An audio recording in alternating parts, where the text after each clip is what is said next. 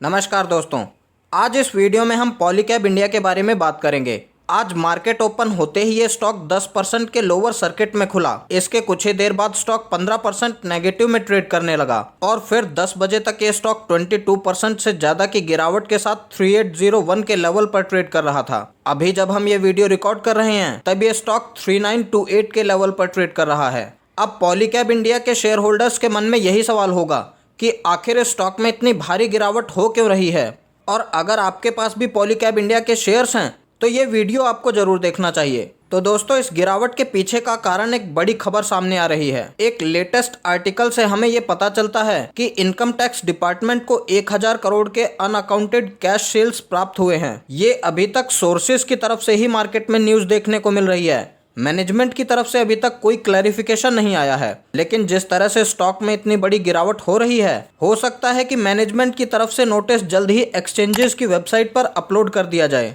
और जब भी किसी कंपनी पर ऐसे एलिगेशंस लगते हैं तो उस स्टॉक में हमें भारी गिरावट देखने को मिलती है और इसी मेन रीजन के चलते ये शेयर क्रैश होता हुआ दिख रहा है। अब आपके मन में सवाल ये होगा कि ये शेयर कहां तक गिर सकता है, लेकिन उससे पहले हम ये जान लेते हैं कि स्टॉक में सर्किट क्यों नहीं लग रहा है। देखिए दोस्तों, एक चीज आपने नोटिस की होगी, मार्केट ओपन हुआ और ये स्टॉक 10% डाउन था। उसके बाद जैसे ही सर्किट ओपन हुआ फिर से ये 15% डाउन हो गया और उसके बाद जब सर्किट ओपन हुआ तो ये स्टॉक 20% डाउन था और एक समय ये स्टॉक 22% से ज़्यादा डाउन था। अब क्योंकि ये स्टॉक एफएनओ में ट्रेड करता है तो उसमें कोई अपर या लोअर सर्किट नहीं काम करता। जब भी एफएनओ स्टॉक्स में सर्किट लगता है तो सिर्फ कुछ मिनट के लिए ट्रेडिंग बंद होती है। उसके बाद सर्किट ओपन होते हैं और स्टॉक फिर से ऊपर या नीचे की तरफ मूव करते हैं। इसीलिए हमें पॉलीकैब इंडिया के शेयर में 20% से ज़्यादा की गिरावट एक ही दिन में देखने को मिल रही है। अब अगर आप भी पॉलीकैब इंडिया के शेयर होल्डर्स हैं तो आपके मन में यही सवाल होगा कि अगर इसमें इतनी गिरावट हो रही है तो हमें क्या करना चाहिए। क्या इस शेयर को बेचकर निकल जाना चाहिए या होल्ड करना चाहिए? अगर होल्ड करते हैं तो फिर से इसमें तेज़ी कब तक आएगी? तो दोस्तों, अगर इसमें गिरावट कंटिन्यू रहती है तो मेजर सपोर्ट 3500 रुपीज़ का देखने को मिल सकता है। तो हो सकता है कि आने वाले दिनों में ये स्टॉक आपको 3500 के लेवल पर ट्रेड करता हुआ दिख जाए। अब आपको क्या करना चाहिए?